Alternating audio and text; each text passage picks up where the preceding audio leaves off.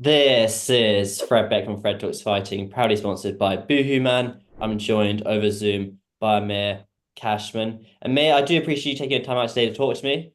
How's life at your end in the US? Life is great, man. Just been training, staying focused, and ready to start camp next week and ready to put on a show in Miami. So, for those who haven't heard of you just yet, obviously, this kind of channel is more influencer kind of fan base. You come from the pro boxing side of things. How do you come to terms of signing in Misfits Boxing? Well, I was we're after my tournament with USA Boxing, my latest tournament. We decided that we're gonna turn pro and leave the amateurs behind. We was getting offers from other uh, promotional companies, and my coach just came by, Mams, that sent the offer, and that already had a plan for us, and it went from there. I appreciate the opportunity they gave me and the platform to allow me to perform and expand my brand and to grow there. So truly blessed. And what was the deciding factor of not going to Top Rank or Matchroom or even Al Heyman at PBC? Why Misfits? What were the points to make that Well, decision? it was more the just the that the future and the plan that they had for us. It was really the big factor. They was more it was genuine, and I feel that they had more interest in me for my boxing and for my career than it was to benefit them. So and I loved when I went to the Misfits 15. I just loved it. Everybody was very nice and genuine, and I love the how copacetic the whole event was. So I definitely love the Misfits team, and I'm ready to work with them. The Misfits 15. I was there as well, actually. I'm surprised I didn't bump into you. That was the L Yeah, versus Page one, isn't it? yeah. I was in Remove's corner. I was a cut man. Do you enjoy being in the corner? Yeah, I love being a corner. Me and my coach, we work corners for our kids at the gym. I'm a coach at my gym. By the way, I love coaching too, so it gets me excited to get in there too.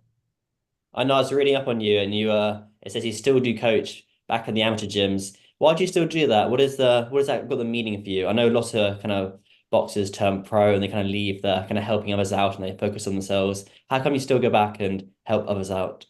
Well, just because I'm a role model when it comes down to that, everywhere I go, I still people tell me that I'm an inspiration to them, and um, that they look up to me. So just being in the gym every day with these kids, it's like I give them inspiration. They motivate me to be great. So I definitely love being in the gym and love being able to coach them and to just give them life lessons like my coach gave me. And I'm trying to just be more like how my coach was to me. So that's the main thing that really pushed me to be a good coach in the amateur scene. And I know you're only 20, but is coaching something you'd want to get into after your career's done, even though that's so far away? Yes, of course. I want to do everything that my coach do, like driving doing the 23-hour drive to Texas and flying to Utah and going to the opponent's hometown and try to take over there. So winning multiple national titles. So I definitely want to be a coach when I get older. And I guess as well with the coaching, it may help to understand when people go wrong, and it does have its benefits to say the least. But when did you become familiar with Misfits? Was it the last event, or had you seen a few viral moments online? I wasn't aware of Misfits. I was more aware of KSI and his fighting and stuff. I just started getting aware of Misfits when my teammate Remu Lil Cray Cray got into it, and he was telling me that he's gonna be fighting on there soon, and I just been looking him up, and I just like the posters was the one that really caught my eye.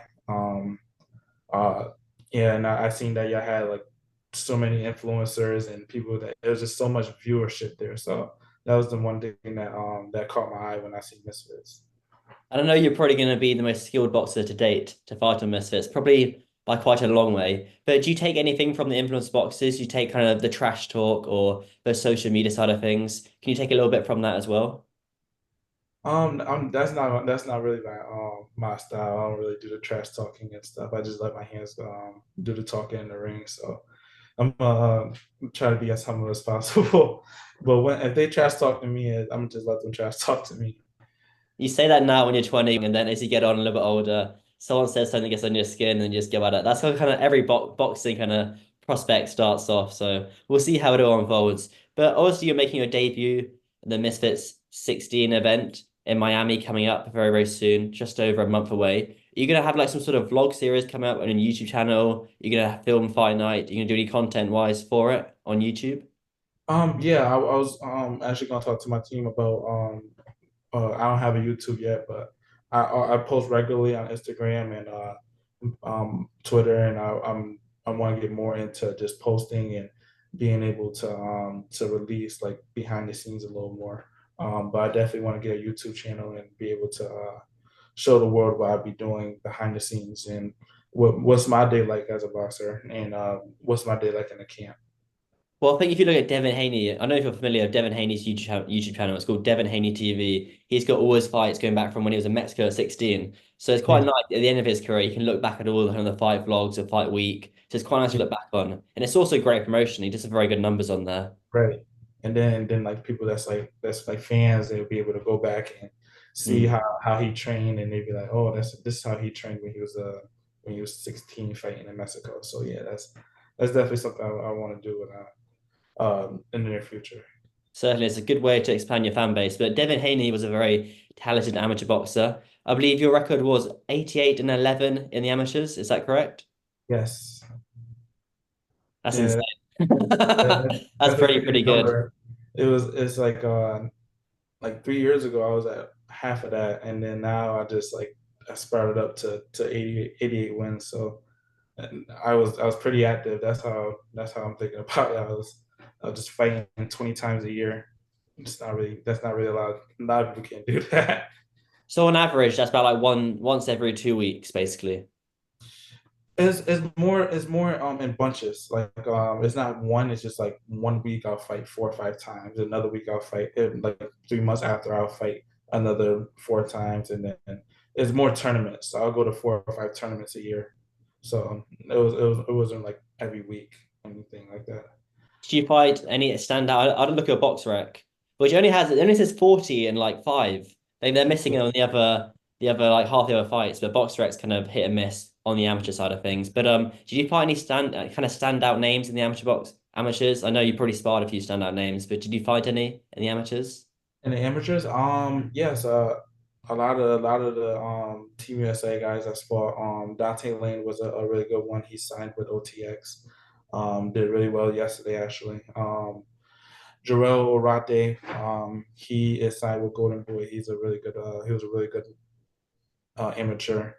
Obed Barty was a really good boxer. Taylor Bevan from England was an amazing boxer from overseas and really tough. He gave me one of hardest fights. It's a definitely a lot. It was definitely I definitely fought a lot of national champions. Now I'm thinking about it. Yeah, it's too many to count. Now I'm thinking about it. It's hard. It's hard when you put it on camera and you got to think on your feet almost. But Yeah, take a step back, you need to think about it. You're probably at 10, 11, 12, yeah. 13. If You're in I there. if I see it if I see it and I'm scrolling, I'm like, damn, I ain't think I fought this many people. Yeah, quite a few. And have you sparred any standout names as well? Yes, I sparred Zerto last year. Zerto Ramirez. We did like 4 rounds, and it was more like tic tac and stuff, just training. And he was a really good boxer, really good, really strong boxer too. Certainly. And I'm sure you got a lot of other sparring coming up for sure. Yeah. Just one last thing before we leave off. KSI, obviously he's the face of Misfits Boxing. When did you become familiar with KSI? I was more familiar with KSI when a little bit before he fought Logan Paul the first time, like when the headgear and all that stuff. He was just somebody that kept popping up on my TikTok, and I seen him, and I was watching him more, and then I got a little bit into his YouTube, and then all of a sudden I seen him start fighting. At first I was shocked. I was like, YouTubers fighting, that's kind of weird. And then they took it to a whole nother level, start having pro sanction fights, and then now he have a own promotional company. Now he signed me, and I'm just like it's surreal because 2016, 2017, I was watching his YouTube fights. Now I'm gonna be probably fighting on one of his cards in the near future. So it's kind of fun, but it's kind of surreal when I'm thinking about it. You will be. Mams will get you on the KSI undercard. That's Yes. maybe not the one in Ireland because you're No, fighting no, so no. soon. But Right. or maybe so. You never know if it's a few first round knockouts. But yeah, Right. 100% you're definitely fighting on them. Do you think KSI beats Jake Paul? Yeah. My KSI got the he got the bounce. He's a good boxer, and I think Jake is a don't have really that boxing skills. So I think KSI pulled it off. Was that part of your contract? The last question before you sign the contract saying, do you think KSI beats Jake Paul? No, no, no, no. That's my honest opinion. Social media wise, where people find you on social media, if they want to follow you and keep up with your journey. You can follow me and follow my journey on Cashman Anderson on all my socials, Twitter, TikTok, Instagram, and just stay tuned for the near future. Miami, August 10th, we will be putting on a show for Misfits 16. Let's go. I'll put your Instagram link in the description. But I guess I know you've done a couple of interviews before. This is kind of first interview on a bigger size channel. Where do you think your boxing career ends? If you look back in 15, 16, 17 years time, where does it end? What do you think you would want to have accomplished in that time? I probably want to I was just telling coach that be undisputed at 160, be undisputed at 168, 175, and possibly 203. And just be able to be a household name. I believe we can get there, and I believe I have the talent, the heart, the status of my amateur background, and to be able to inspire just other people, and mostly just inspire the youth to be great. I come from one of the poorest cities in America, um, and I'm doing it big time. So I just want to inspire the youth and be able to show them that you can achieve greatness if you just put hard work in and have the right people around you. Well, what you just said there will be on one of those kind of TikTok, Instagram reel, motivational boxing pages in about 10 years' time when you've done all of that. It'll happen at Yeah, the beginning and then at the very end. right, And May, you spoke very, very well today, and considering this is one of your first ever right. interviews. So yeah, thanks very much, man. Appreciate it.